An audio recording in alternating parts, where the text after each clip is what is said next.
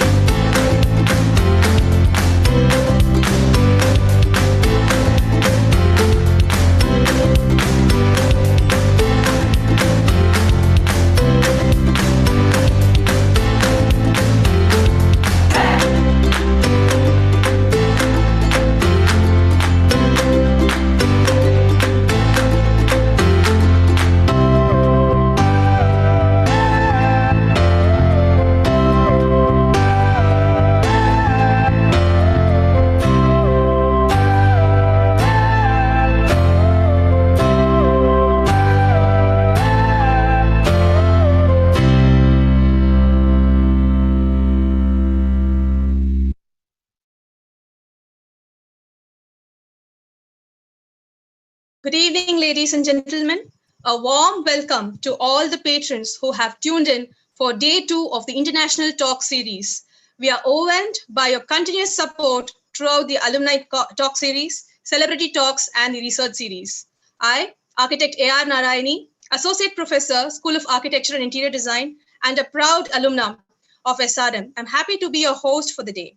The talk sessions have been curated to bring together bright minds across the globe and share their knowledge and experiences in the field of architecture. I welcome our Dean, Dr. P. Satish Kumar, who has been instrumental in creating this platform. I welcome our speaker, Mr. Christopher Cost, who will be sharing his work experiences with us today. A special mention to Architect Dinesh, Assistant Professor, School of Architecture and Interior Design, who has made this connect possible to us. Thank you, Dinesh. Now, I request our convener, Professor Vayapuri Thangavelu, to do the opening remarks. Over to you, sir.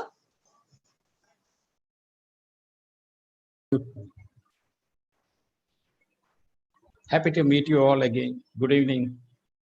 On behalf of School of Architecture and Interior Design, SRM IST, I welcome you all for the second episode of International Talk Series 2020. I welcome Mr. Chris Cost, Africa Director, Institute of Transportation and Development Policy, shortly known as ITDP, the distinguished speaker for the day. Today, we have a special guest for the program, the Director, Engineering and Technology, SRM IST, Dr. Muthamil Shelvan, but I think he's yet to join to we can expect him very soon. I welcome you, sir.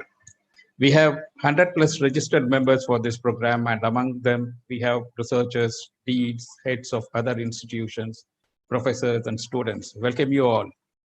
Yesterday's session was on the revival of a diminishing city in the US, and all had glimpses from a 10-year-old progress story. Hope you all enjoyed it. Today's session will be focused on transport-oriented development and more relevant to our part of the globe. Speaker, Mr. Chris Cost, has a vast experience in associating with the Indian states in their transport programs. So we can expect a lot of useful information for us from this expert. Thank you. I request the Dean to say a few words.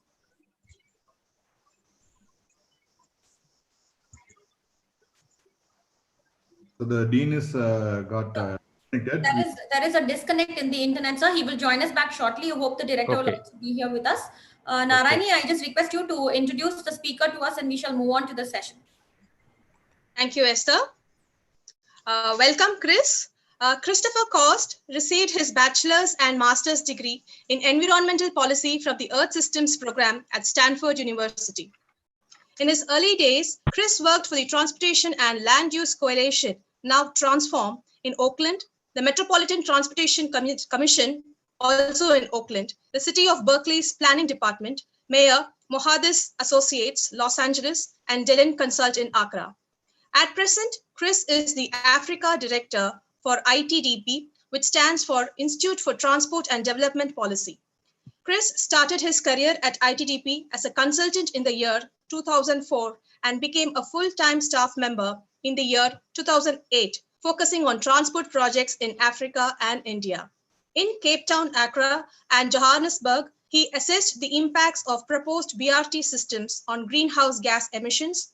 Most recently, Chris has been involved in projects in the Indian states of Tamil Nadu, Maharashtra, Gujarat, and Jharkhand, covering areas such as bus, rapid transport, street design, parking management, and transit-oriented development.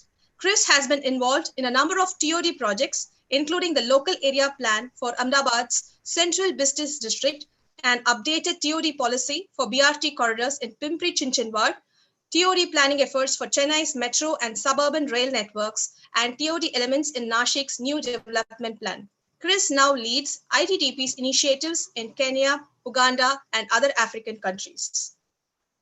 Welcome, Chris, and thank you so much for being with us today. Over to you. Narayani, one moment. Dean has joined us back due to some technical issues. Can you please unmute him so that we'll... Yes. Yes, sir. You're online, please. Good evening, everybody.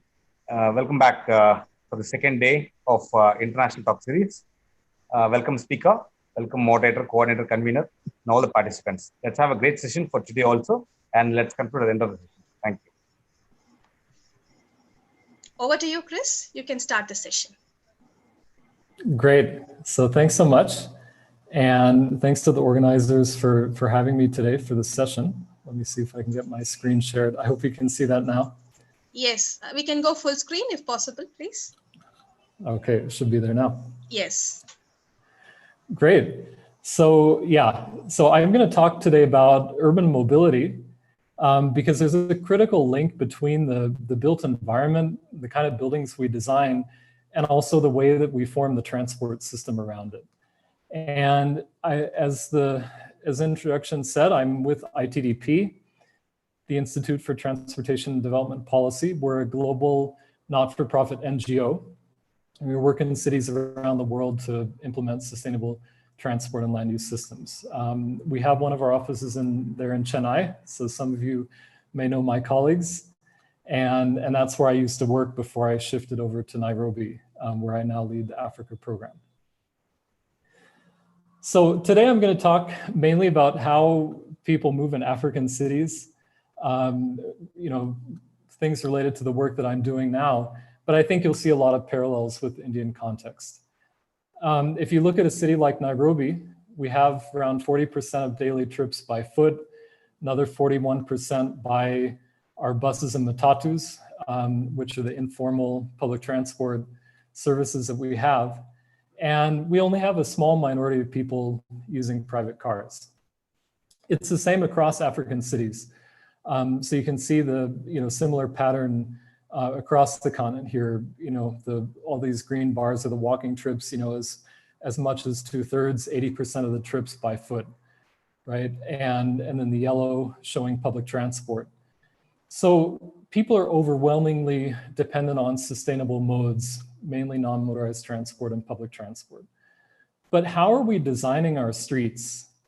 So this is the case in too many cities across the continent. This is a new highway that was implemented in Nairobi. It's called Thika Road. And it was expanded to a 12-lane highway in around 2012. That was when it was launched. And within a short 5 to 6 years, this is a situation that we had. Every morning, it's full of traffic. People sit in huge traffic jams. And you can see that all the buses are stuck in traffic. So this is really an inefficient, high carbon approach to developing our urban infrastructure. It exacerbates congestion because new roads simply attract new traffic. And it makes the road safety challenges worse because more and more private vehicles come onto the road. So a better approach that we're starting to see in some cities is what you can see in this photo. This is a corridor in Dar es Salaam along the BRT corridor. And you can see that there's a much more equitable allocation of road space here. We have a wide walkway for pedestrians. There are continuous cycle tracks on both sides of the road. You have the median bus lanes to give priority to public transport. And only after all that's provided, you have a couple of lanes for mixed traffic. So this is really turning the tables around and making sure that we give priority to the majority of the road users. So it's changing the way that we think about our streets, from this kind of approach where we focus solely on cars. How can we move more cars? How can we move cars faster? To having a more equitable approach.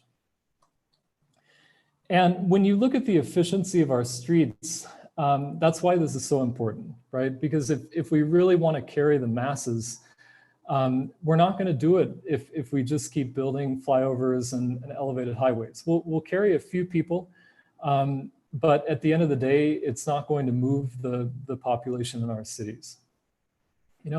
And I know right now we're with the challenges around COVID-19. There's a push to go back to private vehicles.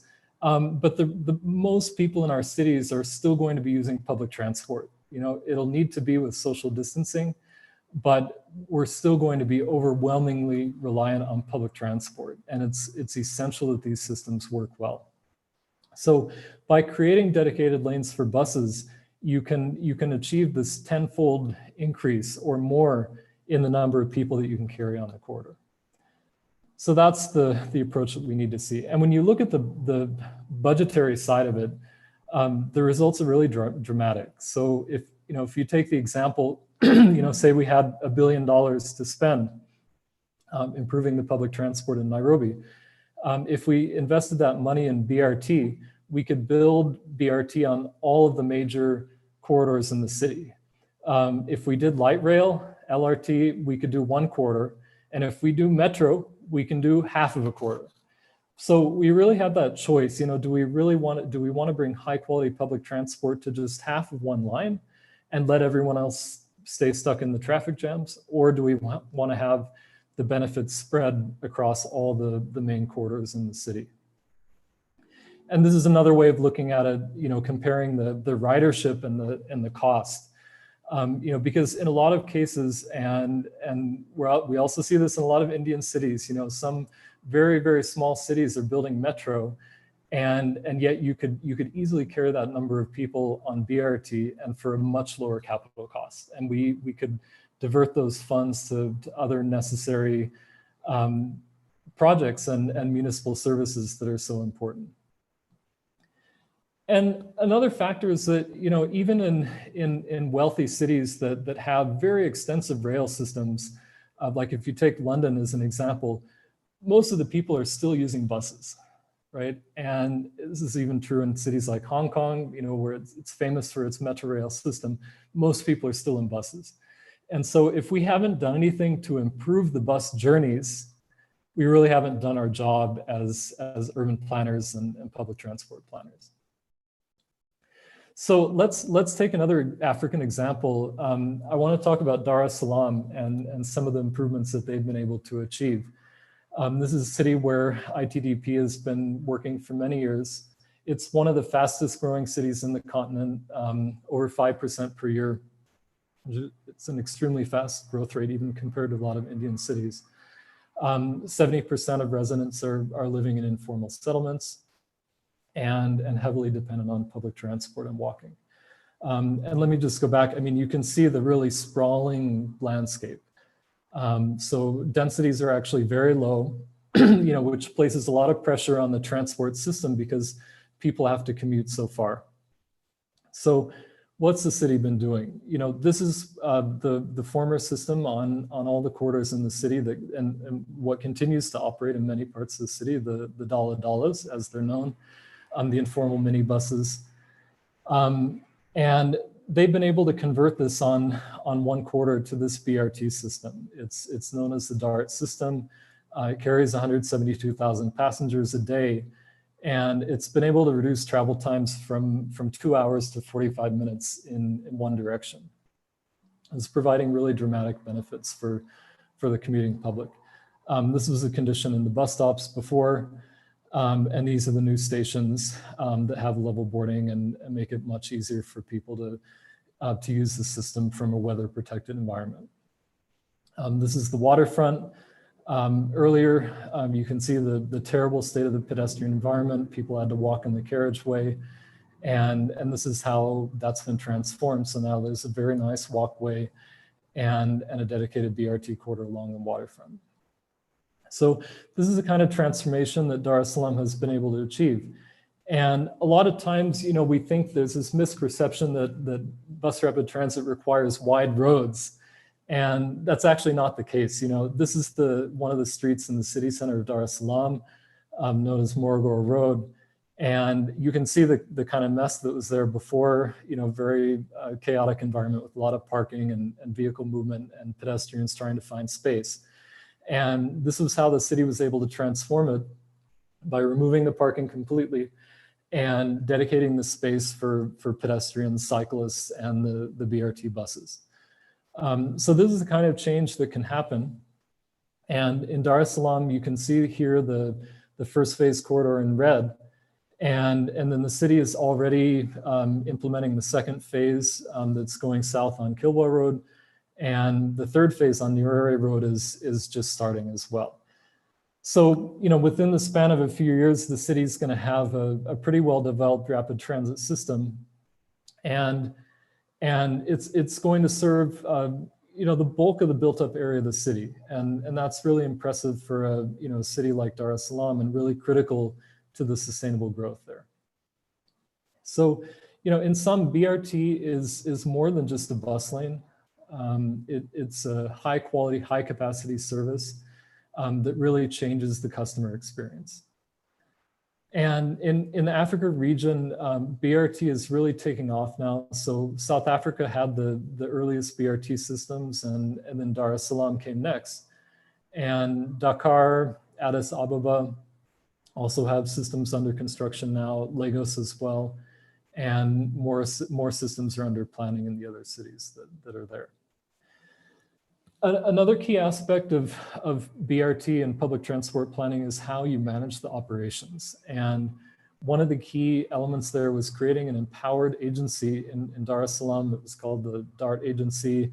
This is Transmilenio in Bogota, Colombia, where this empowered agency has contracts with private service providers. And this is really important in the African context because right now, the vast majority of our public transports is privately run without any support from the governments, by and large. And so getting this business model right can help us empower the existing industry and allow existing operators to upgrade their skills and create more formal companies that can then run the service. And this means that, instead of having to go for foreign technology, foreign operators, we can really rely on indigenous capital and companies and personnel who are already here to run the public transport system, right? And the idea is to really go from the system we have now, where there are thousands of operators. You know, many vehicles are just owned by an individual, and so they in some cities there are loose associations of these individual owners who run the service. But where we really need to move is where we have more consolidated formal companies that can operate the service on contract with government.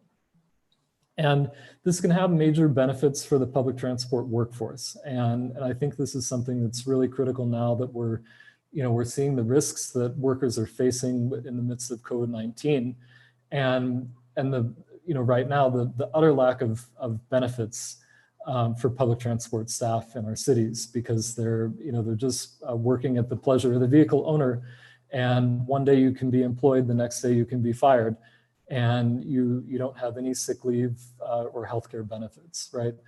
So by bringing operators together in a more formal arrangement where the workforce is actually on contract on a salaried basis, rather than having to work according to the current target system, where people just take home whatever money they can earn after paying the rent to the vehicle owner, that can really transform the experience of the drivers and conductors and other staff. And that's what happened in Bogota, where the work hours were reduced and conditions have changed quite a bit. So that's public transport. There's a lot that can be done. I also wanted to talk about walking and cycling, because that's equally critical to having sustainable cities. This is a recently constructed street in Nairobi.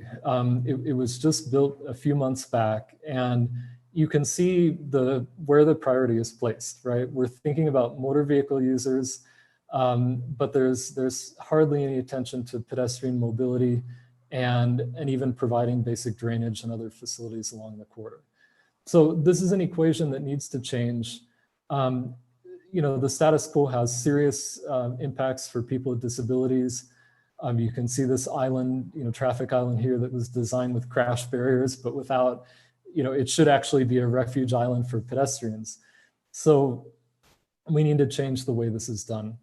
Because in the status quo, like either you're afraid to go out and walk because you realize the road safety risks, or if you do go out, then you face a big risk of actually being killed. And this really contributes to the sedentary lifestyles that are increasingly a public health issue around the world. And we can change that if we have a good pedestrian environment, right? And a built environment that supports walking. So it requires a change in the approach, so instead of just taking the center line and AutoCAD and doing the offsets to get our road design, we really have to look at the context and what kind of movements are happening on the street, what are the land uses, and how can that inform the street design? So we're not just putting a boilerplate design, but we're actually reflecting the local context. So one of the fundamental things is thinking about good footpath design. ITDP has been spending many years working with Chennai Corporation and other cities around the world looking at how to improve their footpaths. And fortunately, a lot of them have been built in Chennai. We're starting to work on this in many cities in the Africa region. So having clear space for pedestrians, making sure that furniture and trees and lighting is organized in a separate corridor so that people can walk. Here's an example of Mombasa, how that can work. This is a footpath that we recently worked with the city of Kisumu in Western Kenya to implement, so providing a much nicer walking environment than what they had before. And the city of Addis Ababa in Ethiopia has been very active in their pedestrian initiatives. And this is one of the footpaths that they've implemented in a university area to really make sure that you have space and better safety for people. You can see here that there is vending happening. The vending, because of footpaths big enough in the first place, the vending can happen without blocking the whole walkway. So, these commercial activities can be compatible with the use of our streets if we design for them. We've been working with ADIS to build this into a much larger strategy for improving the walking and cycling environment. So they adopted this non-motorized transport strategy last year. It calls for 600 kilometers of new footpaths over the next 10 years, 200 kilometers of cycle tracks, and a number of other initiatives to improve the walking and cycling environment. Now, equally important is thinking about the greening of our streets. In cities that have hot climates, Chennai being no exception, we need to have much better shade cover so that people feel comfortable when they're walking and biking. So this is a city in northern Ethiopia called Aksum, where they have this very nice, triple tree line on their main drag. And this is one of my favorite examples from Zimbabwe, where Harare has some, just amazing streets, where there's really been a lot of attention put into creating a nice environment for people to move around. Universal access, so having curb cuts at all of our intersections so that people with disabilities can access the walkways. And you'll also notice here the use of bollards to protect the walkway from parking. And that's something that's really critical to ensure that walkways are free of encroachment. Here's a new footpath in Addis Ababa where they've started recently this bollard project where in the first year they're planning to install 2,500 bollards across the city to protect their walkways. So we need to look at ways to keep the vehicles off and make sure that people have space. Then we get to crossings. Pedestrian crossings are hugely important.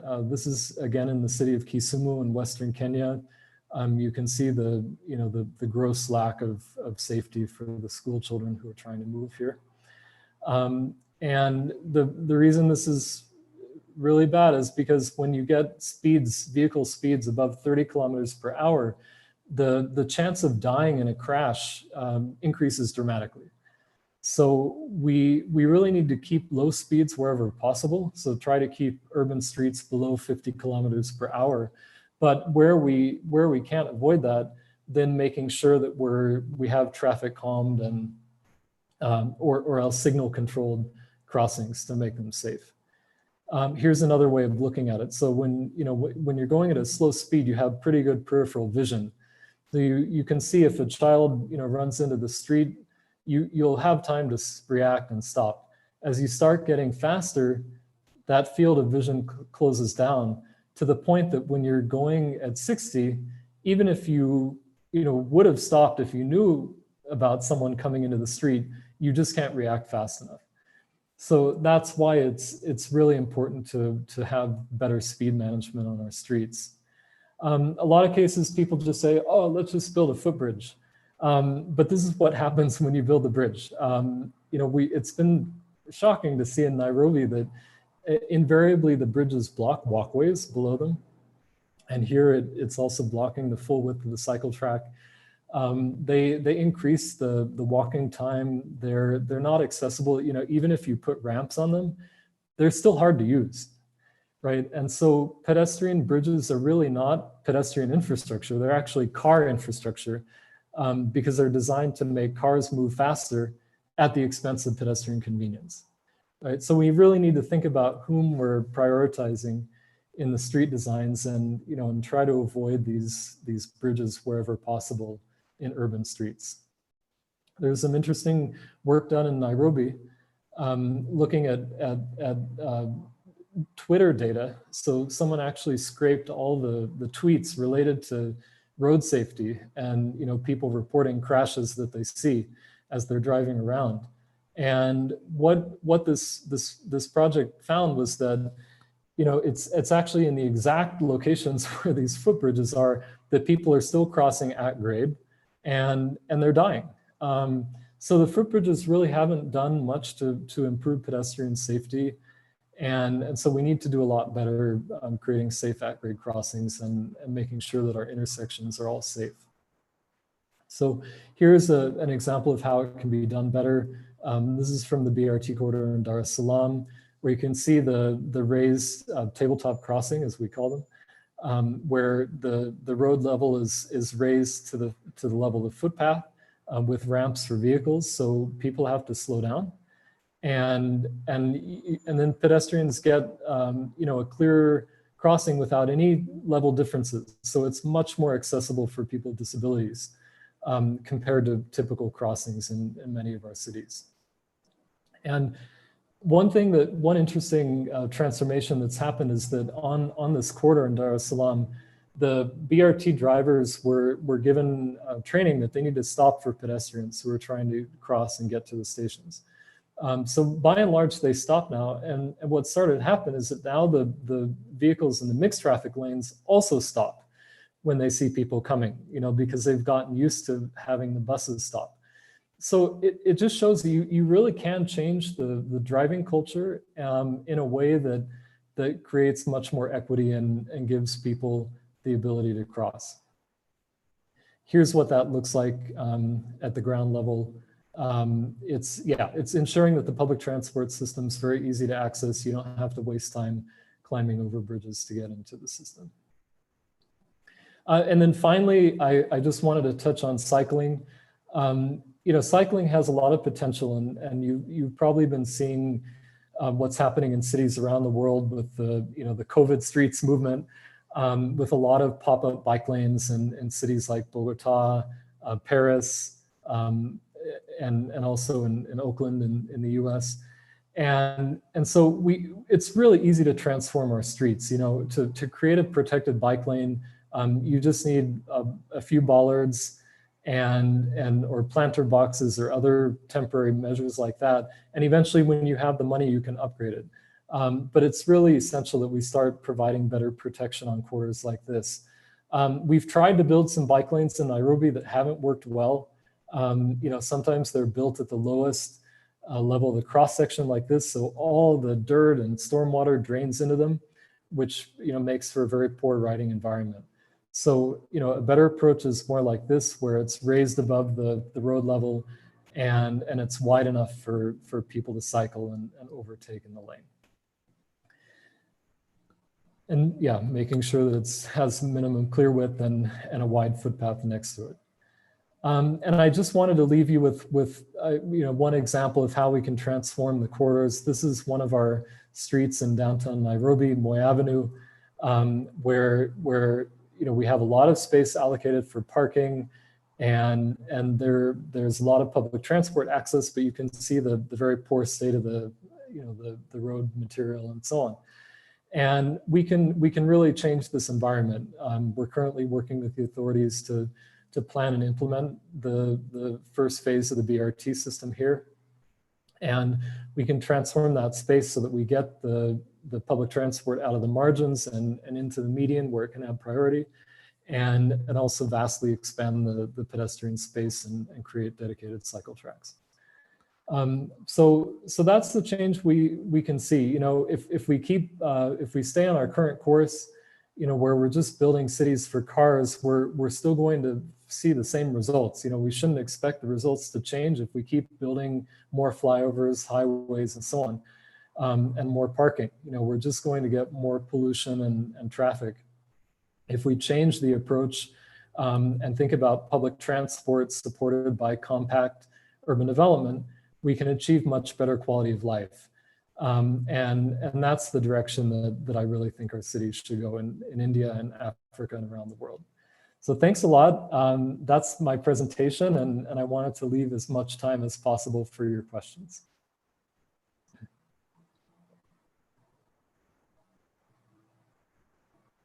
Thank you, Chris. It was a wonderful presentation. I'll hand it over to Narayani. Thank you, Chris. It was really an insightful presentation. We have a few questions coming from the audience. And before that, Dinesh, would you like to put on the questions first? Yes, Chris, that was indeed a good presentation. My first question to you would be, how do you see cities in India and Africa changing post-COVID with relation to improving walking and cycling? Yeah, so I think there's huge potential to transform our cities. Already in the Africa region, we're seeing a lot of momentum. In Uganda, the president announced that we should really pursue cycling as an alternative form of transport to encourage physical distancing, and there's been an uptick in demand for cycles. And cities are starting to see that this is a way to relieve some of the pressure on the public transport systems, where we simply can't carry as many people right now if we want to maintain the physical distancing. So cycling, I think, is a very viable alternative, and also walking, because a lot of our footpaths are way too narrow, for people to be able to maintain a healthy distance. So we need to take advantage of the momentum as much as possible, and make sure that we're diverting the funds, that maybe we previously were planning to spend money on flyovers or highways or things like that, and see how we can put that into more sustainable options, like building wider footpaths, building safe cycle tracks, increasing our public transport fleets, so that we actually have enough vehicles to carry people at the new occupancy levels.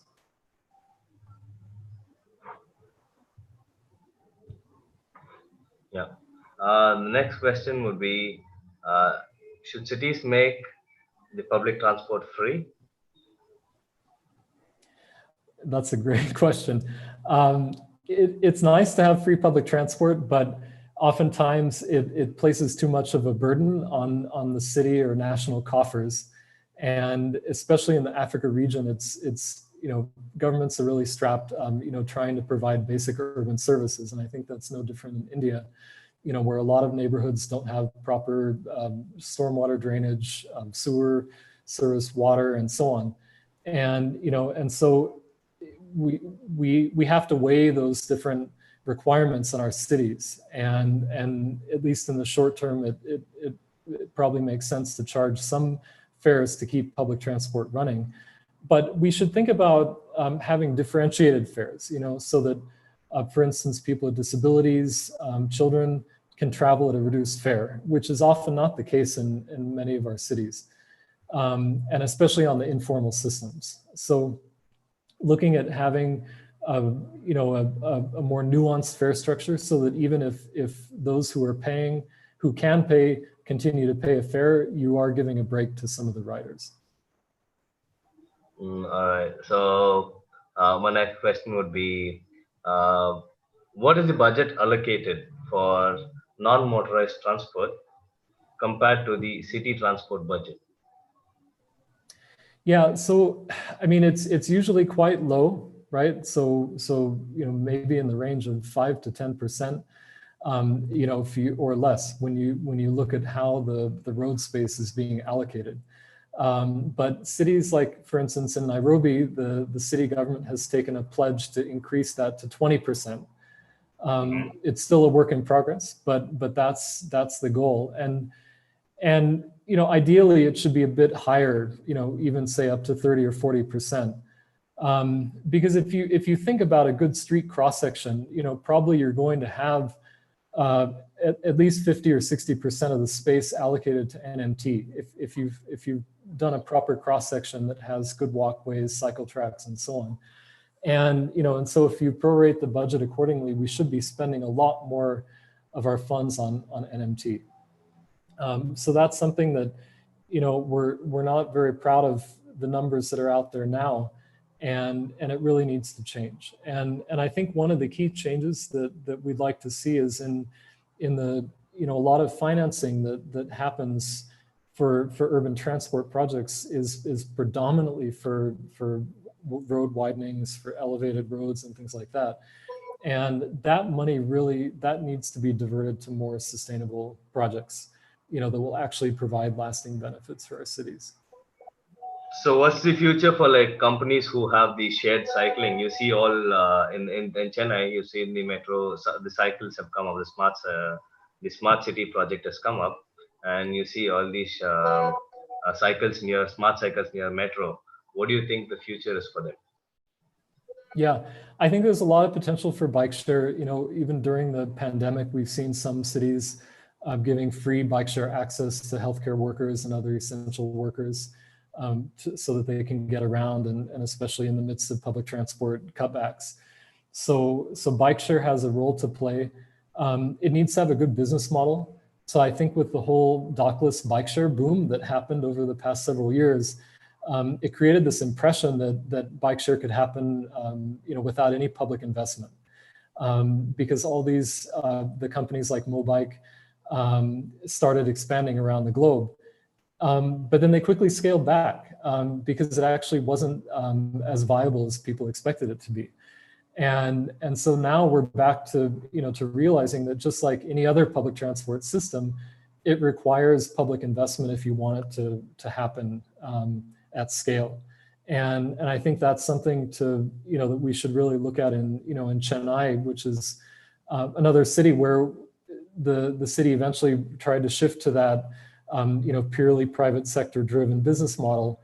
And so we got the pilot implemented, but if we want to expand it, it's going to need more support. And we can look at creative means of financing, you know, so I think one of the easiest ways is to think about parking fees and having differentiated parking fees that vary according to demand, so that we can generate more revenue for sustainable services like bike share and bus service. Now, the next question would be, in Delhi, the BRT is a successful project. Sorry, in Gujarat. But in Delhi, we've been reading news that it's not been that successful. Your views on that? Yeah. So in Delhi, the Delhi corridor was designed more as a busway and not so much as a full BRT system. So it lacked a lot of the critical features of BRT, such as level boarding, intersection improvements, a dedicated fleet, and so on. And this resulted in a lot of operational challenges. So that's part of what contributed to the removal of the system. Whereas in Ahmedabad, the system was designed up to a much better spec. But in both of these cities, even Ahmedabad is facing pressure from private vehicle users to take away the dedicated lanes, right? So the point is that in all of our cities, we really have to keep, it's an ongoing, you know, battle that has to happen to maintain this space for public transport, because there's always going to be pushback. You know, whenever we have congestion, people are going to complain about you know, when they see a bus lane that, you know, just has a bus going by every 30 seconds, like it's carrying a lot more people than a mixed traffic lane, but it looks like it's relatively empty. So it really requires political leadership to say that, no, you know, we're going to keep this space dedicated. You know, that's where in you know, in Dar es Salaam, even the president of Tanzania has come out explaining the importance of the BRT system and why it was implemented. And so that kind of commitment's really required. Chris. One more question. Yes, Dinesh. Have you ever considered having boat transport, since we have polluted Buckingham Canal and Coombe River? Can we make use of it and make them flourish? I think in some cities it can make sense. Buckingham Canal, I think it would be too hard at this point because you know, it has way too many bridge crossings and so on. But yeah, water transport, and you know, in some cities, I know Lagos, Nigeria has been looking at this because you know, the city's built around a number of lagoons. It's important to look at the emissions, because water transport often has very heavy greenhouse gas emissions. But in some contexts, it could make sense. That's it, Chris. These are the questions. Yeah. I would hand it over to Narayani. Hi, Chris. I have a very interesting question for you regarding the streets. So recently, I think ITTP has taken up a lot of initiatives in Chennai, transforming the T Nagar avenues and all that. So how do you see street as a social inclusive activity, or how do you see that as part of the local population? How do they connect to the local people? Any views on that? Yeah, I think the important thing is that we need to stop thinking about streets just as traffic arteries and more as public spaces, because streets are really the gathering points in our cities. And if with much more creative design, we can encourage a lot of other uses, you know, putting benches, having play structures for kids, having exercise equipment. You know, let's be a lot more creative in the way we design our streets, because that can really support the public life in our cities. And a lot of, you know, if you think of a lot of the famous, you know, tourist cities in Europe or elsewhere, like people go there to walk on the streets. You know, people find it amazing. And so we can do a lot better in our street designs and, you know, and really change the way that we're allocating the space. We've been trying to do that in the T Nagar designs, and you know, in other cases, you know, in many Indian cities. But I think there's a lot more that needs to be done.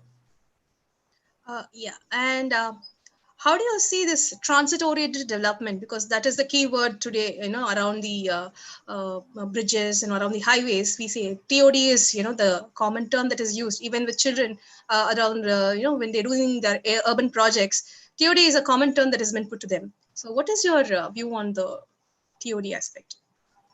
Yeah, so TOD is really critical because as our cities sprawl horizontally, the cost of bringing infrastructure to those far-flung suburbs goes very high.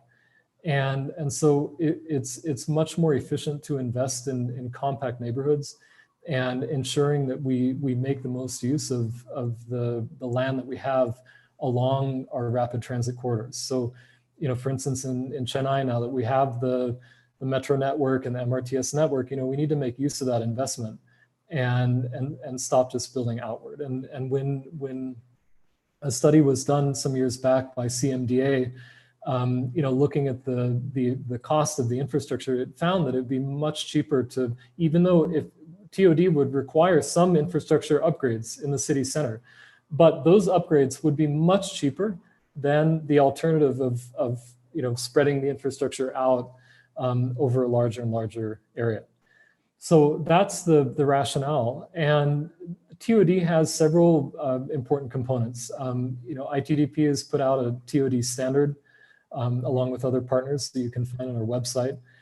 It's basically a scoring guide or checklist for developments or station areas that you can use to actually rate the area to see how it scores against all these elements of TOD. I mean, a couple that I'd highlight, you know, obviously we need to increase the allowed floor area, the FSI, along rapid transit corridors so that you can have more development there, and you can offset the pressure in the outskirts of the city. We also need to have explicit incentives for affordable housing, right? So that may mean that the FSI is contingent on building units below 40 square meters, for instance. Like that was what was done in Ahmedabad in the new development plan. And then it also requires reducing the parking requirements or eliminating them completely. Because when, you know, if you think about it, when we build elevated parking structures, each car parking space takes up about 25 square meters if you include the circulation space. That happens to be the size of an affordable housing unit in most Indian and African cities. So, you know, instead of building more parking, we should be building housing. And so reforming the parking regulations in our building control rules. And then finally, there's a physical planning process where we need to look at the station areas and actually see how we can improve the pedestrian facades. Like how can we create active edges in place of compound walls? You know, where can we create smaller blocks by putting new pedestrian cut-throughs? If there's a very large block, you know, when the redevelopment happens, we can enforce that the developer create a new pedestrian street through the middle of that block. So that physical planning exercise has to happen. And that's the way Ahmedabad again has taken it up, where they've divided the whole city. They've done, taken the buffers along all their rapid transit corridors, and then they're moving one by one, with each TOD zone, and they have a panel of consultants who are going across the city and planning, doing the local area plans for these areas, defining which streets should have arcades, where property entrances should be so that they don't block the footpaths and things like that. So yeah, so huge potential with TOD. Thank you, Chris, for that wonderful explanation. I think all of us have got a great insight on how transport efficiency can improve the quality of life as well. We have with us some guests who have joined us today for the session, and we will hear their feedback. First, I would like to call upon Architect Gopal Khatri, an architect, educator, and researcher from Auroville. Welcome, sir. Thank you so much. Yes, sir, you're audible. Please go ahead with your feedback. Thank you, Mr. Chris, for the insightful presentation. And I really agree with you what you just said about the world is really witnessing a rapid economic growth, and transportation is a key component in today's paradigm shift. And today's transportation systems create a lot of pollution, traffic congestion, and infrastructure costs. And one of the major component in the transportation is the vehicles, So these vehicles are consuming a lot of energy and piling up a lot of non-biodegradable waste. And this trend is a threat to our planet and the life it supports. And what do you have to say about the sustainable talking about sustainable cities? What do you have to say about sustainable transportation vehicles? How can we achieve there? Because do we think, is it the right way for the development which is happening? It is happening only on the oil sector and the crude oil which is there. Do we need an alternative system? Do we really call it a development? Yeah, no, that's a very good point. Transport is responsible for somewhere around a quarter of greenhouse gas emissions, and it's one of the fastest growing, producers of greenhouse gas. And so it's critical that we tackle the pollution. And there's been a lot of push for electric vehicles, which is part of the solution. But even with electric vehicles, that's not going to solve congestion, right? So we'll still have just as many vehicles stuck in traffic, but they'll be electric. And in some countries, we're still heavily dependent on coal for producing the electricity, and so so the benefits are not as large. So we really have to change the system and not just think about the vehicle emissions, but really think about how we're transforming the mobility system itself, and how we can support the use of more sustainable modes. Because cities really have a choice how they develop. It's not inevitable that we have to have the kind of horrific car dependence that we have in my country, in the U.S. Which is where we have a completely inequitable situation where the people who don't have cars in our cities are really stranded. It's really hard for people to move around, and those who do use vehicles are stuck in this congestion every day. So it's really not a good way to go. And I think we have to look at more sustainable options, and and make sure that we're paying attention to the impacts of the transport system on local pollution as well as climate change.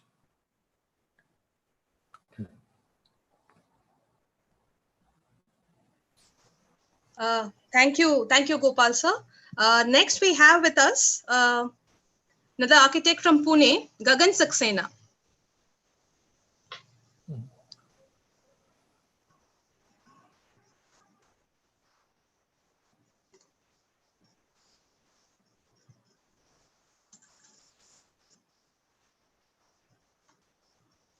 So I really like today's talk and everything, how it was coming from Pune. We also have BRT, and it's not really well functioning, as you guys removed the point that there is in Delhi, it's not functioning. In Ahmedabad, it's really functioning well. But this is what we're talking about, creating a system. But what about educating the system? Like, how do we educate people how to use the system? I mean, many times people just don't know how to use it. That's why I see it's also a failed system in Pune, almost. But yeah, that's what I think. So what measures are we taking to educate them? Yeah, sure. I mean, I think first we need to get the system working properly. So that's fundamental to building the user trust. You know, Pune's been making good strides lately. So, you know, you may have seen that the main corridor, like what was originally the pilot corridor on Satara Road, is now being revamped. You know, with new non-motorized transport facilities and also with better designed BRT stations that now will actually have level boarding and universal access, like we've been saying, is so critical. So I think that's, you know, the first part is like getting the fundamentals right in the system. And then we have to have good operations, right? So we need to provide customer information. You know, people need to have access to know when the buses are coming. You know, in Pune, the buses have GPS for the most part. So we can, you know, we could start providing real-time information on bus arrivals and things like that. You know, making ticketing easier. You know, a lot of these things to make the user process a lot smoother. And then at the end of the day, having, you know, good public communications, you know, so that the city leadership is out, you know, talking about public transport, using it themselves, and encouraging everyone else to do so. Yeah, and maybe one other thing I could mention, and this is already happening in many Indian cities, but the car-free days we've seen are really successful. Kigali and Rwanda organizes a car-free day every month. Addis Ababa, or actually every 2 weeks now in Kigali, except I think they've paused it because of COVID. And in Addis Ababa in Ethiopia, they're doing it on a monthly basis. And that's been a really amazing way to get people onto the streets and, you know, and transform the thinking. You know, we in Chennai, when we had the car-free events, it was really amazing to see the engineers who were working on the street designs actually come out with their kids and see how they could use the space in a different way. So I think a lot of those kinds of public outreach events can also help. Yeah, I agree with your point. And also previously there was one point where it was said that our cities and streets, how do we make it look better? Yeah. So I also see one point as like, if we also involve people. I mean, if we look at Berlin and a few other places where artists were invited to change the course of the city, the way they looked. So what if we include public somehow in, you know, maintaining and leaving some of their mark on the city? They would care more. And once they step out and see what has been done by them or their colleagues, they would kind of in this system also get educated about how to use the system, and more than using it, or how to also maintain it. So yeah, that would be my point. Yeah. No, that's a very good point. Yeah. And having, you know, first involving people in the process. So, you know, trying to doing outreach. You know, we've been trying to work with a lot of the cities that we work with are really leery of sharing information. You know, we're not in the habit of you know, giving public information about what's happening in our cities. And so, you know, so trying to have, you know, much more openness in the planning process, not being afraid of putting the designs out. You know, if you're really that afraid of sharing the information, then there probably is something wrong with your design. And so that's something that needs to change, you know, so that people can actually play a role in the process and then feel the ownership that you're talking about. Yeah. Thank you, Gagan. Thank you, Chris. We have a last guest, not a guest, a student from our very own master's program. He is from Syria. So, Sam, you can go ahead. Please keep it. Yes, I think it was a nice session, and it was so informative because I saw many examples and solutions from many cities like Dar es Salaam and Zimbabwe, Nairobi. It helps so much in urban planning and infrastructure projects. It gives us many statistics about urban planning that help to take decisions and how to be more green, sustainable, and safe for pedestrians.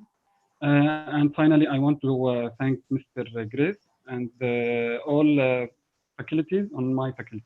Thank you. Great, thanks a lot. Thank you. Now I request our Dean to give the closing remarks.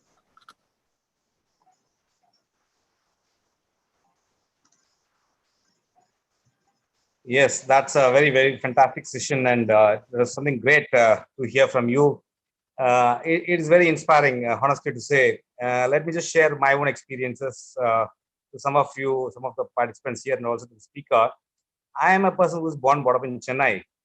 But honestly to say, the kind of roads what you have shown in your place, I've not seen in my life, in our place, especially in Chennai or in places like Bangalore, Mumbai, Delhi, and also the denser part of the country. I think it's because of the density of our population. We are much occupied into the places. That's what I strongly believe. Probably in 1930s, there was one great poet from our place, from Tamil Nadu, named called Bharadiyar. He said, 30 kodi mugamudayal. That means 30 crores of population. That was from somewhere around 1930s. Probably almost 90 years later, you see now we have grown to 135 crores, 135 crores. Yes. So the population has increased multifolds, and ultimately we were not able to generate the roads properly, the pathways or the cycle paths. Of course, we do have it, but it is all meant for some other different purposes. Probably I can only see in my lifetime the roads empty during this 2 months time due to the corona pandemic. That is what that only I can relate with your roadways and pathways. I can see these roads these days. But anyway, that's a very good session what you have narrated, and that is the need of the hour. Actually, we have to really maintain the discipline, the system, and whatever you have carried away. And also the questionnaires made by these some of the participants was also very apt. Anyway, thank you very much, speaker. It's a great session from you, and thank you all. All the best. Great, thanks so much. Thank you, sir. Over to you, Esther. Yeah. Thank you, Narayani. I would request our convener to conclude the session and give the outcome of the session towards this.